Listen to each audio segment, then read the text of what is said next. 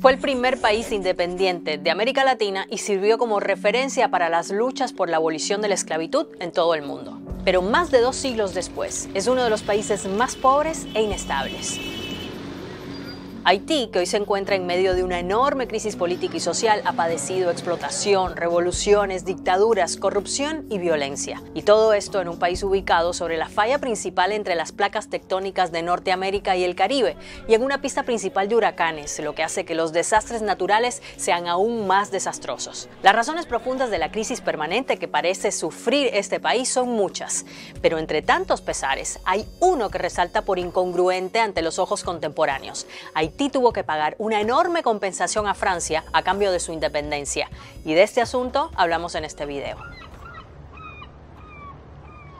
Cuando Cristóbal Colón llegó por primera vez a América a finales de 1492, llegó a pisar la isla que hoy alberga las repúblicas de Haití y República Dominicana. Los nativos que vivían ahí eran los taínos. Colón asumió la isla como territorio de la corona española y la bautizó como La Española. Durante las primeras décadas, los españoles centraron sus esfuerzos en la explotación de yacimientos de oro y la producción azucarera.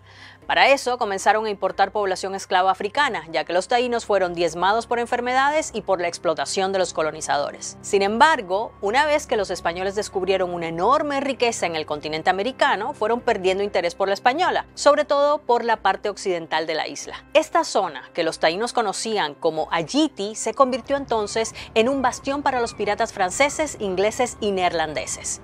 Los franceses fueron asumiendo el control de esa esquina de la isla y en 1665 lo reclamaron como colonia con el nombre de Saint-Domingue, algo que consiguieron formalmente 3 décadas después, cuando España cedió 1/3 de la Española a Francia. Desde entonces, Saint-Domingue se convirtió en una de las colonias más ricas del mundo y la más lucrativa del Caribe, y por eso era conocida como la Perla de las Antillas. Producía café, tabaco, cacao, algodón, pero el producto más exportado fue sin duda el azúcar. Hasta el punto de que para el final del siglo XVIII el 75% de la producción mundial de azúcar provenía de Saint-Domingue, así como gran parte de la riqueza y gloria de Francia. Pero la forma de extraer esta riqueza tenía un origen no tan glorioso: la importación de esclavos.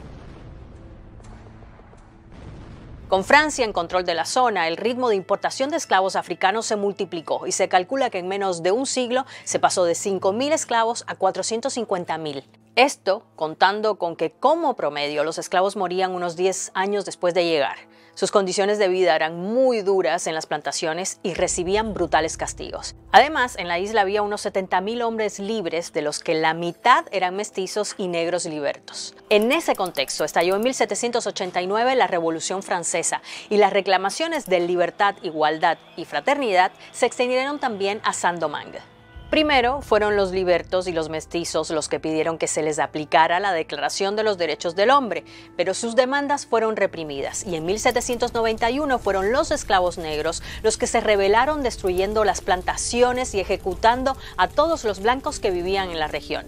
Fue la primera acción de un levantamiento que se convirtió en una guerra civil de 12 años y en una batalla frontal contra las fuerzas de Napoleón Bonaparte.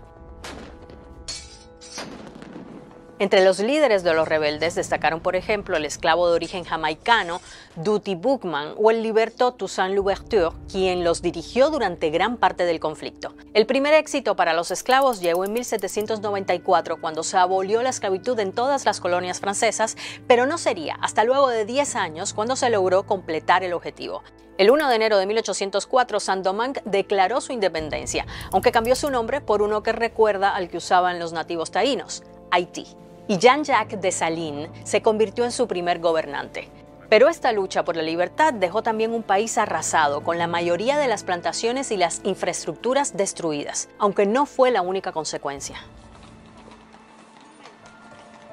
Para empezar, ninguna nación reconoció diplomáticamente a Haití en ese momento. Por un lado, debido a la brutal venganza que se produjo contra los blancos tras la rendición de Francia. Se conoce como la Masacre de Haití y provocó la muerte de entre 3.000 y 5.000 hombres y mujeres blancos. Y por otro, el éxito de esta revolución de esclavos suponía una amenaza para el resto de países que mantenían colonias en esta región.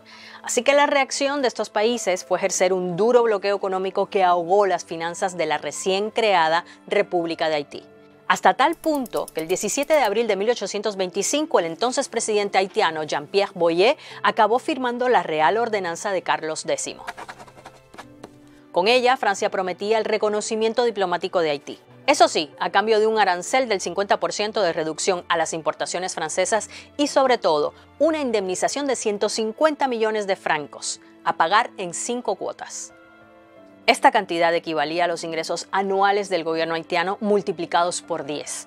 La justificación de la indemnización es que Haití tenía que compensar a los plantadores franceses por las propiedades que habían perdido, no solo la tierra, sino también los esclavos.